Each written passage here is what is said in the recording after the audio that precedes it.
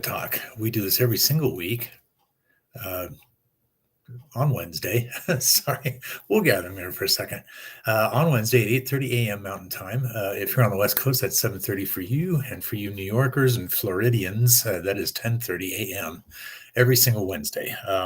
Weekly Profit Talk is a Q&A. So if you are online and happen to be catching me live, we can answer questions. Let me pull up my universal chat here. We're coming to you live on Facebook, LinkedIn, and YouTube. So whatever you happen to be watching us on, if you type a comment, ask a question in the comments, I should say, I'm going to see it and I'm going to answer it live for you. Okay. So this week's topic is the home office deduction. Now we do assist and work with physicians across the country. And one of the things that pops into your mind or might possibly is if you're watching this and you're a clinician or you otherwise run a practice where you have yourself and a number of employees in a remote, in a, a business location, you may be wondering whether or not you can take the home office deduction. And the answer is likely not. The reason behind that is that if you do work out of your home as your principal place of business, and that happens to be the address on your business, then you do have an opportunity to do this, but it's important to make that distinction. Additionally, and this question comes up, it's a little bit out of home office deduction topic, but your drive to work, if it's a commute to the same place every day, is not a write-off, okay? However, if you are at your place of business, be that your home or office, wherever you work, and you have to travel someplace to perform your work duties, then do log your mileage, okay? Let me get back to the HOD, or a home office deduction. If you do, in fact, use your home address as your principal place of business, and there are a number of people that could, I brought some examples up here to refresh my own recollection. One is telemedicine. I've actually taken advantage of the services of a clinician that works out of her own home in an office. That happened for her during the COVID era of a couple, 3 years ago.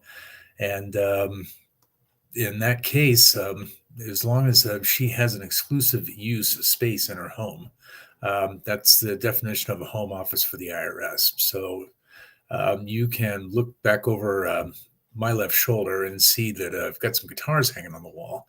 The justification there is that if I worked in a big fancy office that I was paying a lease on, chances are very good I would still have guitars on the wall in there as well, because it's part of my personality. So in that case, I do use this room that I'm sitting as an exclusive use space, and I am able to write this off. So let me explain it a little bit. Like I say, it needs to be exclusive use space of your home. You basically just take out a tape measure or look at your real estate documents and get the square footage of the room that you're in, and then get the entire square footage of your home, divide that into the room's square footage, and you're going to come up with a fraction. You can use that fraction to multiply against the expenses of your home and actually write that off as a tax deduction. Those various things that you can write off include your mortgage interest. You may, because of tax reform, not be able to write off mortgage interest on Schedule A. Tax reform of 2018, the TCJA, as it were, Tax Cuts and Jobs Act, eliminated a number of Schedule A itemized filers because they raised the standard deduction and removed personal exemptions. So, but this is a way to actually get your mortgage interest back into the picture, as well as your property tax, all the utilities of your home, and any repairs. Keep that in mind too. Now, this is not maintenance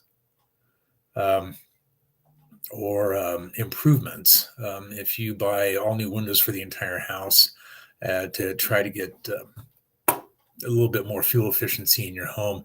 That's not considered a repair, it's an upgrade that actually adds to the value of your home. But if you have to repair something, keep those bills because the amount that you're paying is actually a write-off. So you add all those things up at the end of the year, multiply it by that fraction of the office relative to the entire home, and you're able to write off that amount. So keep that in mind if you, again, use your home as your principal place of business. Basically, the litmus test on that, again, is if your business address is the same as your home. Unless, of course, you have, as we do, a business mailing drop box. But we do still instead actually take the home office deduction for this room that I'm sitting in, and every little bit helps. There's absolutely no reason to pay the IRS more tax than you have to. You don't want to evade tax, which is a felony, but there are literally hundreds, if not thousands, of ways to avoid excess tax, and this is certainly one of them. So if you're a medical writer or a clinical research services specialist, you do physician advising, anything where you might be working out of a home, utilization review, there's another one. So keep in mind that if you are in fact using a office in your home, you are able to write that office off. If you have any questions about the specifics, do let us know. Again, Weekly Profit Talk is a question and answer. If you, in fact, comment on any of our social media posts throughout the week, stating that you have a question for Weekly Profit Talk, we will read it live on the air and answer it for you next Wednesday. And that happens to be, I think, the last day of the month. So until next week, I think I'm going to wrap up on this, if you don't mind. So I don't see anybody has any questions.